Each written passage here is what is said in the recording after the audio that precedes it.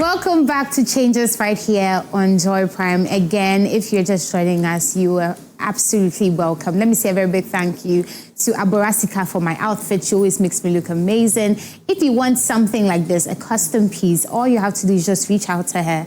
And I promise you, she'll make you look absolutely stunning. Just follow her on social media at Abora_Sika_. And like I said, she's always your girl. Give her a call, okay? Now, as I said, for many people, South Africa was more than just a country. It was home. It was where they built careers, businesses, friendships, and dreams for the future. But for many Ghanaians, that sense of belonging was shattered by xenophobic attacks that forced them to leave behind lives they had spent years building. Thankfully, through the efforts of the government of Ghana and also the Ministry of Foreign Affairs, several affected citizens were safely evacuated and brought back home. Today, we're joined by two women who lived through that experience, and then we also get to understand, but for now, one person is in. What was life like before the attack? What did they lose? What has the journey of rebuilding looked like since returning home?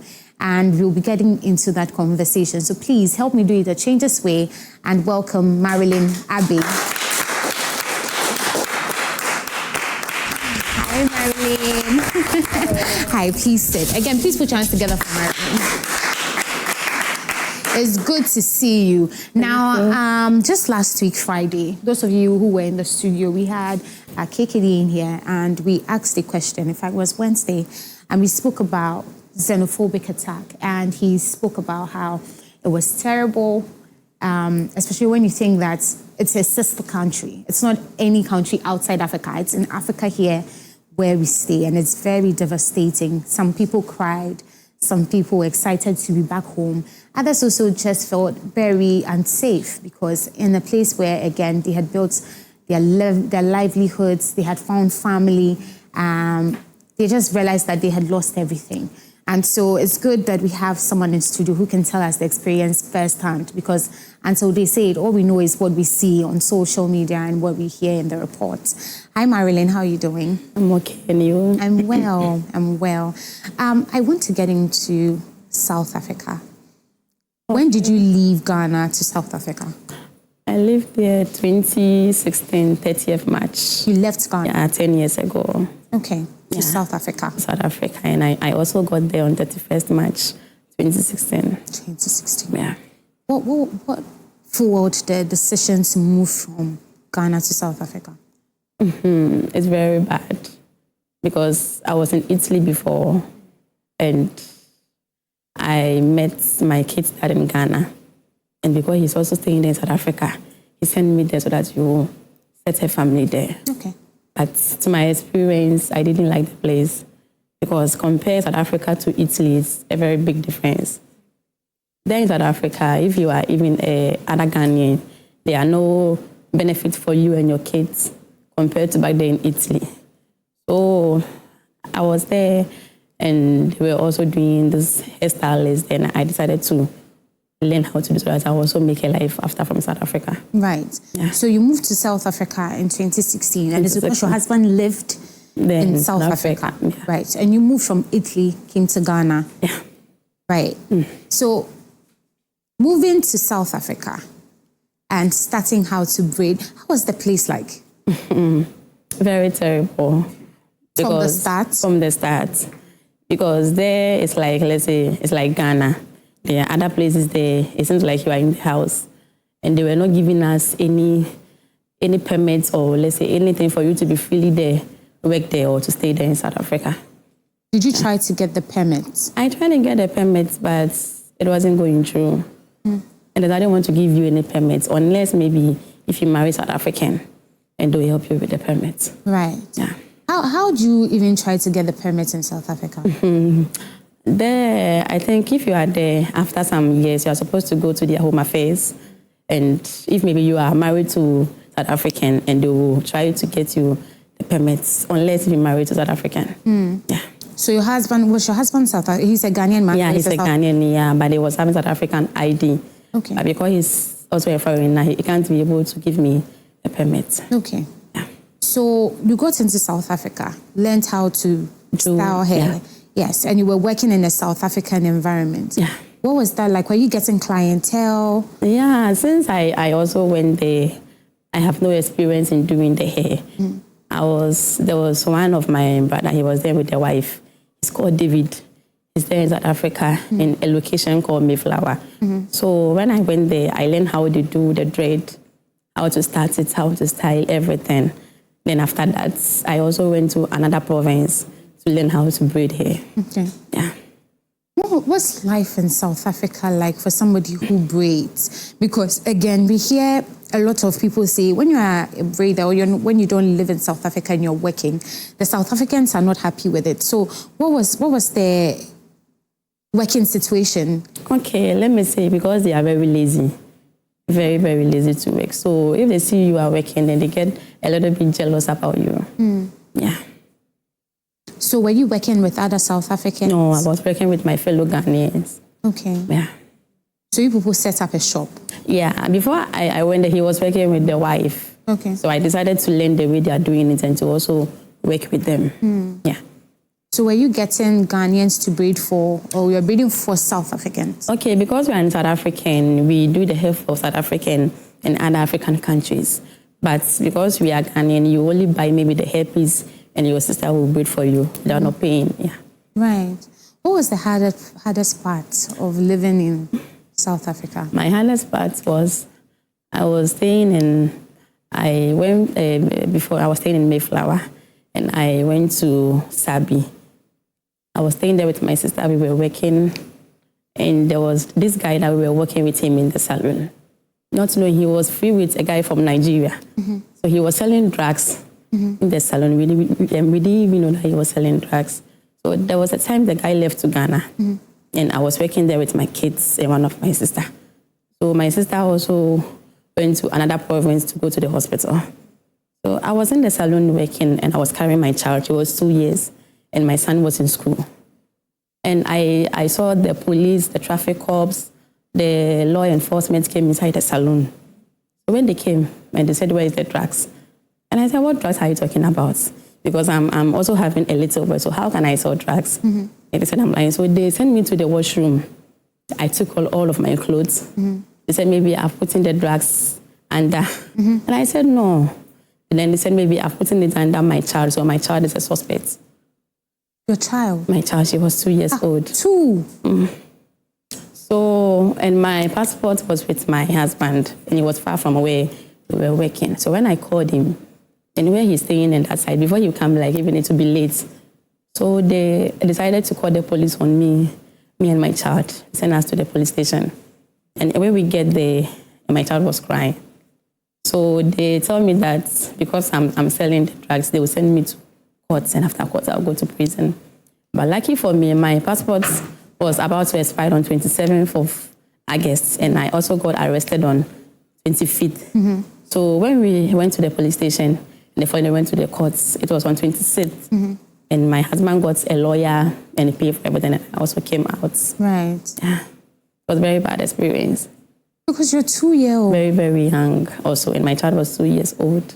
Now, one thing we hear about South Africa, especially how they treat Ghanaians, is when you get to a place, some people are not getting homes to stay. So where did you live? So because of this issue, when they also see me outside, they would be like, this is the lady that she's selling the drugs in the area. So it's also like we lose a lot of customers, and the business became slow. We went to other provinces to start another life. So how did you get a place to stay? We got a place. We went to, let's say, a location where there is not like a town. So we were able to start a new salon. Right. Yeah. At a new location? A new location, yeah. And they didn't disturb you when you started? Because there is not like a town. So if you are normally staying in the town, you get very, they can even harass you, or you feel very tense. So people don't live there a lot like they live in their location. Right. Yeah. Where's your husband now? I would like to say private. Right. Yeah. When the xenophobic attacks started, where were you? When it started, I was in, like the way I was saying, Mayflower location. So they also come, like they are in a group. While they are coming, if they meet you, they'll ask you, are you a Ghanaian or you are a Nigerian? And they also call us Amakwele Kwele. Meaning we are foreigners, we are supposed to go to our country. So the moment you see the crowd coming, you are even scared. Yeah. There is not a place for anyone to live at all, from my experience. So one day, they just woke up? Yeah, one day they just wake up. And where we were staying, it was full of foreigners in our house. So they also came there. Lucky for me, we the Ghanaians, we were stamping our passports in Swaziland. Swaziland they are sharing the same border with South Africa. So when you go there, they can stamp the passport for you. You can even go home and come back. Okay. So that was what it was helping us, we the Ghanaians. Even from that, they are still trying to let us go. No, but why didn't you come home? Because this xenophobia has been going on for years. A long time, yes. Yeah. And like you said, you moved in 2016 and has been hard ever since. So why didn't you just come home? I wanted to come home, but because I was having 2 kids, expenses for me was too high. Expenses were too high? It was too high. So would you say you were making good money in South Africa? Not really, because I'm staying with 2 kids. And where I'm staying, I'm paying rent every month. And I had that thing, so I was not able to save money. Yeah. So you didn't have money to come home? Money to come home. So you wanted to come home? I wanted to come home I think 4 years ago. 4 years ago? I wanted to come home. Why did you make that decision 4 years ago? What changed at the time? When they sent me to the police station and I saw the way things are going, I wanted to come home, but I was not having the means to come home. How were you treated at the police station? Very bad. Because even on that day, they also get people to come to the police station. There were more than 4,000 in that yard. 4,000? And my child was the only person that day. She was there. She was crying, and I was even feeling like, I don't know how to say it. Very bad. Very bad. This is sad. Took a 2-year-old to the police. She was in the cell, like she was in there with you. I was in the cell with her and other 4 people that they are very criminal people, so we were there with them in the cells. Did you sleep there overnight? I didn't sleep. Oh, okay. Because, sorry to say, where we were sleeping, it was full of toilets all around. And my child was crying. I didn't know what to do. And also, my son came from the school, and he wanted to come to me there, and they said, no, because your mother is selling drugs, so you don't want to go inside. And my son was, I think, 6 years old or 7, yeah. At that time? At that time. What was the school situation like for your son? They don't want to even see foreigners in the school. So even for you to send your child to the school, it's not easy for us, the foreigners over there. Because unless if maybe you are having the passports, and I also give birth to my kids over there, they will just give you the paper from the hospital. Only that. But your children, so in South Africa, when you birth your children, do they become citizens?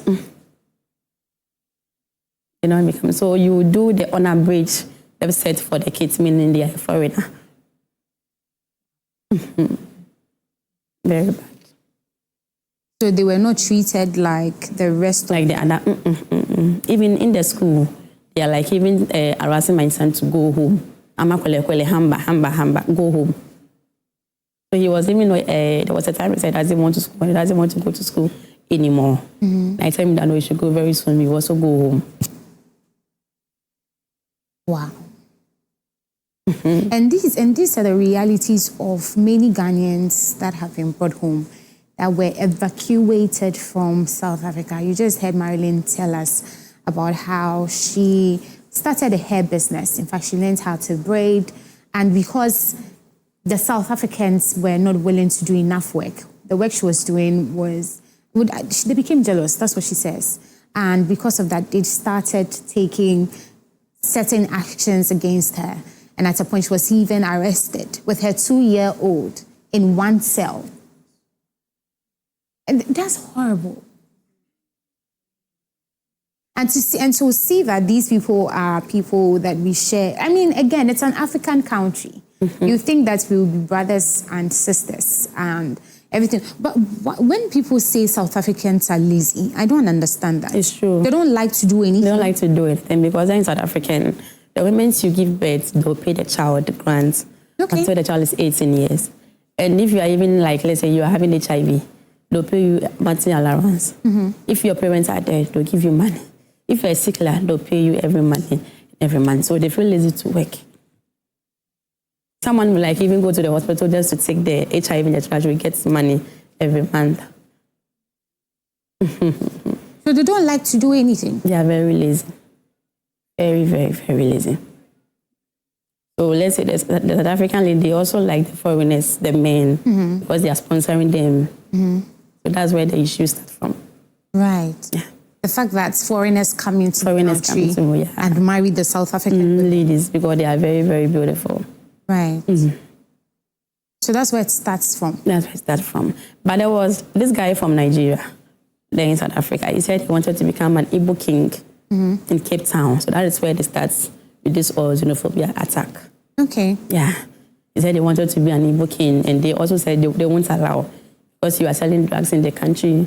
The youth are now addicted to this thing. So I learned they even burnt them in the car. Like I wanted to become the Igbo king. When did the xenophobic attack get very serious? It got very serious when they wanted us to go, and the other African country were fighting with them. People from the Somalia, Ethiopia, they said they are not going anywhere because they have also married South African ladies, so they're having kids with them, so they have nowhere to go. And they kill about 1,000 people there in Victoria. That is where it starts from. So were they sacking everybody? So for instance, if I'm a Ghanaian and I'm married to a South African, would they sack both of us or just their wife?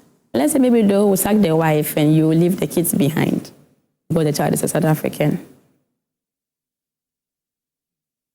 So if your child, if you marry a South African and you give birth, the child becomes a South African because her father is South African. He's South African, yeah. Okay. But if it's not, if two Ghanaians who gave birth in South Africa, the child is a foreigner. It's a foreigner. I see. Yeah. And so they separated people from their parents? Yeah, they do. Because it's like the way I was saying, the South African lady, they are very lazy to work, so they like the foreigners. Yeah. But this is awful. Very, very awful. It even get to a time there, if you go to the hospital, it's free. So there was this lady from Zimbabwe, she was in labor. She got there, they didn't take her, and she died in the floor with the child inside the stomach. And all of the foreigners over there were not able to access their clinic for us to be paid. So if you are sick, you go to the private and pay because you're a foreigner. You can't even come to the hospital if you are in labor. They will ask you to go outside and give birth to the private. So when the xenophobia started? It started so many years ago. Right. But let's say in every year they also want to sack it because there is a very big country and it's full of foreigners in all of the African country. So because they see there is very choked with Africans, they want them to go back and fix their country. Yeah. But this year's honors the it's biggest. Very worse, Yes. So run me through this year's xenophobic attacks. Because we hear that people couldn't even walk on the street. What was it? Yeah, for where I was staying, there was school. But in other province, they were in the room for 2-3 months because when they come out, they will kill you in Cape Town, not in Cape Durban. Yeah. So who are those killing? Is it the policemen? It's the policemen and the people in that area. They have make a group when they'll come on you. They'll either come to your salon, they'll take everything there, and they'll beat you. Go back to your country. Ambakaya. Go to your country. What's the name of the groups? The group, there is one called Operation Dudula. Okay. Operation Dudula is one lady, she make the people that they also hit the foreigners. So they were in a sort of a group that they can come to your house or even meet you on the way and harass you.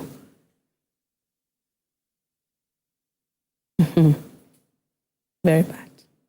Just meet you and harass you.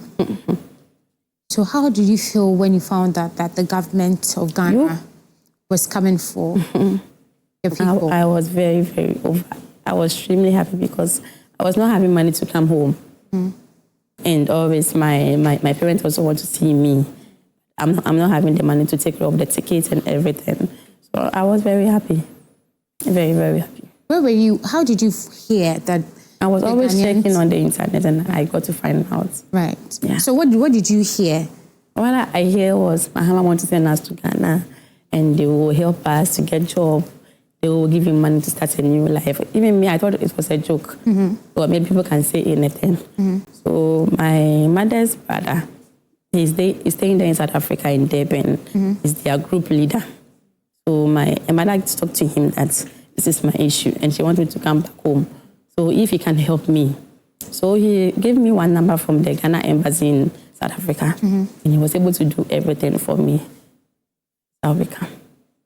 So then you joined the people I joined the first batch, yeah. Right. The first, so you didn't pay anything? Anything, even the car that you took from your house to the Ghana embassy, they'll pay everything. Right. The hotel we were in, they pay everything. They'll feed us morning, afternoon, evening. Right. Yeah, I was very happy. Because even for my family, we are very grateful to NDC. My mother was in Liberia years back, and he gave birth to my brother. So you remember there was this war in Liberia, and the former president, Rawlings, took my mother and my siblings home. So for in our house, what Mahama did to us, we are very, very, very So happy. you were taken care of. They took you from your house straight to the airport. To the airport, everything was free. We didn't pay anything. And you were brought back to Ghana. Yeah, brought back to Ghana. Please put your hands together.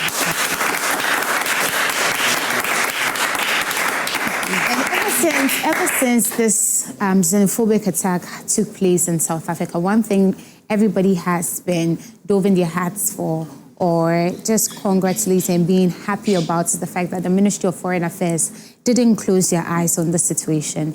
The president of Ghana also took a very fast, quick action to make sure that our people were brought home safe and sound. And this is testament. If you've been doubting the fact that we actually really went for our people and brought them home, yes, they actually did. And this is proof that that actually happened. Well, we'll take a quick breather. Our next guest is also here. When we come back, we hear from Grace, her own story. Yeah, what happened.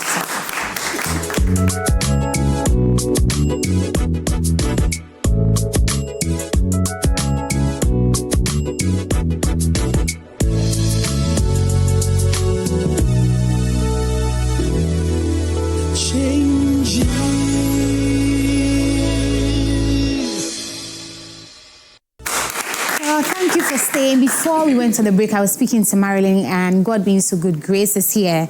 Hi, Rebecca. Rebecca is here. So hi, Rebecca. How are you doing? I'm Grace.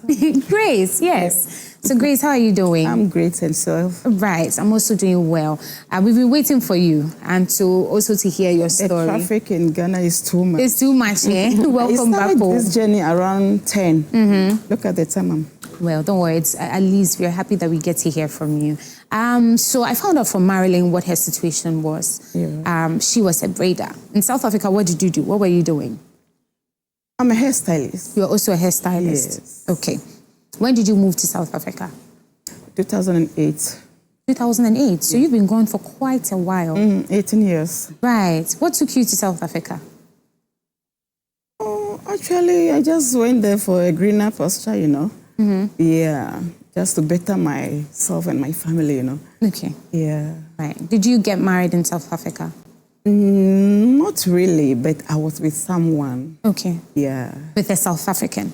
No, Ghanaian. With a Ghanaian. Okay. And both of you were in South Africa? Yeah. Okay. And then you started your hair business in South Africa. What year did you start the hair business?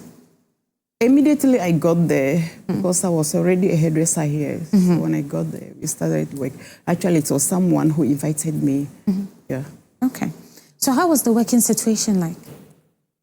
No, not bad.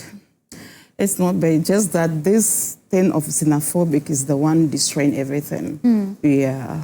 I would say when Mbeki was in power, he's one of their presidents, you know. When he was in power, everything was going on well, moving smoothly. Even before you wake up, you will receive a message, no, I'm in your salon waiting for you. But after some time, things got worse, you know. When did things start getting worse? I will say from 2015. Okay. I came home. I went there and I was home in 2015 February. Yeah, and I went back April. Yeah, so when we went back, there was this xenophobic again. We have to hide in the room, you know, as usual. Then when the xenophobic is over, you go back to your workplace. Because if you don't know they are doing xenophobic and you are at work. What caused this xenophobic attack from your perspective? I think it's hunger. And also, this is a politics. This one is happening now is politics. Right. I'm very sure it's politics because they want Ramaphosa to step down. And he doesn't want to. So they want the current president to step down? Yeah. And because he's not stepping down? No. That's so why I think someone is been paying these people doing whatever they are doing now. Because I remember in 2008, when immediately I went to South Africa, they started this xenophobic. I don't know about xenophobic. I was so scared. I was crying, actually. I want to go back to my country. There's nothing like this in Ghana. I want to go back. And my boss said, no, calm down. Everything will be over. It has been like this for years. So, you know, they have been there for years, so they know about this xenophobic. So, okay, I calmed down and it was over. 2015, it was over. But now, they don't want to listen to anybody. Right. Yeah, Jacinta is saying that you should not listen to the president. Don't listen to the police. Listen to us, them. So something like this, you should know that someone is behind whatever. So this current brutality that went across, or the xenophobic attack, did you experience any? What did they do to you? Hey, South Africa, they don't like foreigners. That's the thing. If you are a foreigner, you are a target to them. Let me say, because for me, I got robbed like, let's say 5 or 6 times. 5 or 6 times? I'm telling you. You were robbed? Robbed. Stole everything? They broke into my salon. They came on me in my house 2 times. The first one, I was not having my baby. They came, actually, I don't know what they used on me. I overslept. I didn't know anything. You know, I was sleeping on my phones. I normally put my phones under my pillow.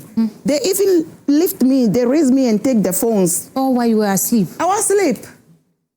They took my money, they took my just name it. They took the important things and left. So I wake up in the morning looking for my phone. I want to check the time so that I wake up and prepare for work.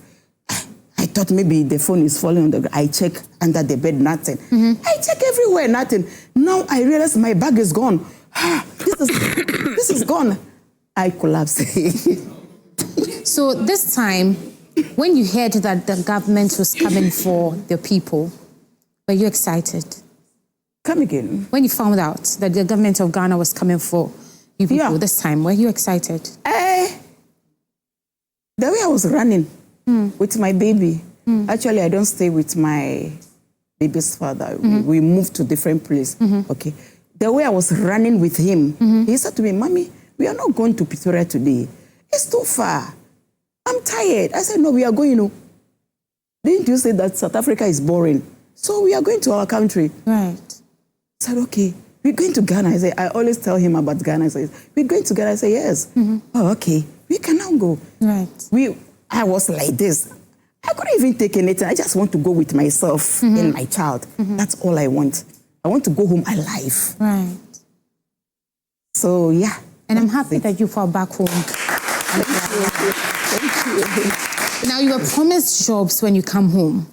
Have they reached out to you? What are you doing now since you came back to Ghana? For now, I'm not doing anything. At the airport, they took our contacts and they asked us about what we wanted to do. I told them I want to do a business, you know. Yes. So when I came, I started to check the area I'm staying. So I found a lot of places, but the cash is not there, so I'm not pushing yet. Right. Yeah. But have they said they'll reach out to you to give you capital to start your business? They said something like that. Okay. Did they take your information? They took my information at the airport. Right. Yeah. Have you reconnected with family? Yeah. You have? Yeah. And they're happy you're back? We are happy that you're back They are too. too much happy. Say, we are happy you are here. Everybody is calling. Right. Everybody want to talk to me, you know. They are so happy. And myself, I'm happy. Even my baby is happy. Right. When we got to the airport, what he said was, Mommy, I now feel safe. I said, how did you know that you were in danger? No, I feel safe. I'm happy. And people around were just laughing. Happy that your baby's Thank you, my sister. Marilyn, what are you doing now that you're back? Yeah, as my sister is saying, we are waiting for. They said they will call us to help us what we were doing back there. Then we continue here. Okay. So for now, you haven't gotten the call yet. No. But you've been promised that they'll help you. What do you want to do? What business do you also want to do? Maybe I wish to do the salon again. Okay. Right. But have you reconnected with family in Ghana? Yeah. Yeah, very happy to see us. Right. Now, if an opportunity, if all the xenophobic attacks stopped today and you were asked to go back to South Africa, would you go back? Grace. Don't even mention the country South Africa to me. I won't go, my sister. Right. I won't. The things that I went through, I was even jailed for papers. Right. And that wasn't my mistake. It was their mistake. I went there, they said, no, your passport is about to expire. So you must go and register with the new one, which I did. By coming back, they said, no, we have already closed. Go to Home Affairs. And they never give it to you. Well, I'm happy that both of you are home. We wish that you'd get to do the job you want to do. And also to people out there, if you want to reach out and help, please do that as well. Please put your hands together. Again, good work to the Ministry of Foreign Affairs. We see you and we thank you for bringing our brothers and sisters, our parents back home to us safe and sound. Well, this is how we end today's episode. Before that, let me say a very big thank you to Aborasika for my outfit. Also, we have some birthdays. So let me say a very big thank you. In fact, belated happy birthday to Bredash, DJ Bredash. You put your hands together for DJ Bredash. Now, DJ Bredash works with us and he's doing amazing. And so we say a very big happy birthday to him. You are amazing. You know, I don't play about you. So enjoy the rest of the year. Your amazing year just began. Also, let me say a very big happy birthday to Frank Nyako, aka Bruno, at GRA Customs Division. You're a wonderful father and husband. We love you so much. From your wife, Mrs. Dorcas Nyako, and your son, Inshira. Happy birthday to you. And also, finally, a big happy birthday. We'll get our final birthdays. But yes, this one says happy birthday to Mrs. And yes, Mrs. Mary Anane Ewuku, founder and executive director of Brain Hill International School and Facility Pro Management. Today, we celebrate an exceptional leader, mentor, and visionary. We are grateful for your dedication, guidance, and unwavering commitment to excellence. May God continue to bless you with good health, wisdom, strength, and abundant joy. May this new year bring you greater achievements, fulfillment, and countless reasons to smile. We love and appreciate you from the staff and management of Brain Hill School, International School. Well, this is how we end the episode. I am Lois Shola Adeyemi. We'll see you same time Wednesday for another beautiful episode of Changes. Until then, please be safe. Bye.